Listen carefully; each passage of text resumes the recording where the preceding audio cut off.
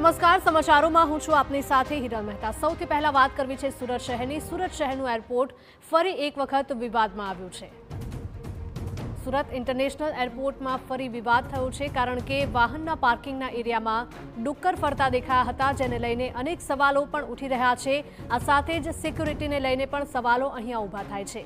વરસાદની સિઝનમાં વારંવાર ડુક્કરો એરપોર્ટની નજીક દેખાતા હોય છે। આ પહેલા પણ 16 જુલાઈએ ડુક્કર દેખાયા હતા।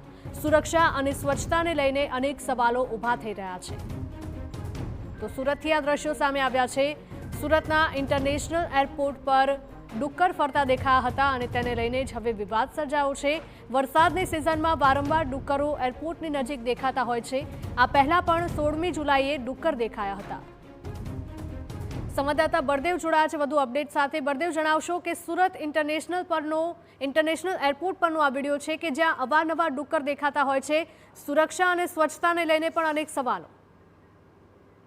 જે રીતે સુરત ઇન્ટરનેશનલ એરપોર્ટ બન્યું છે અને ત્યારબાદ અવારનવાર જે વિવાદોમાં આવતું હોય છે, ત્યારે વધુ એક વખત જે રીતે સુરત ઇન્ટરનેશનલ એરપોર્ટ જે ચર્ચામાં આવ્યું છે, કારણ કે જે એરપોર્ટના જે વાહન પાર્કિંગ એરિયાની અંદર જે ડુક્કરો હતા તે મોટા પ્રમાણમાં દેખાયા હતા અને એક આ ચિંતાજનક બાબત કહી શકાય છે, કારણ કે વરસાદના સિઝનની અંદર જે ડુક્કરો દેખાવા હોવાની જે ફરિયાદો છે અનેકવાર જોવા મળતી હોય છે। અગાઉ જે રીતે 16 જુલાઈના રોજ પણ ડુક્કર દેખાયા હતા અને ફરી એક જે વિડીયો છે તે સામે આવ્યો છે। કોઈ યાત્રી દ્વારા આ જે વિડીયો છે તે બનાવવામાં આવે છે અને ફોટા જે છે તે પાડવામાં આવ્યા છે। મહત્વની વસ્તુ એ છે કે ઇન્ટરનેશનલ એરપોર્ટ છે અને આટલી જે સુરક્ષાની વાત કરવામાં આવે તો કદાચ એરપોર્ટના જે રનવે ઉપર આ રીતના જો જે ડુક્કર દેખાય તો મોટી ગંભીર ઘટના પણ બની શકે છે।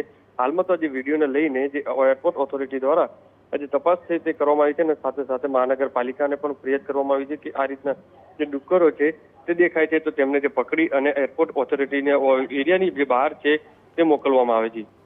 બિલકુલ, માહિતી બદલ આપનો આભાર।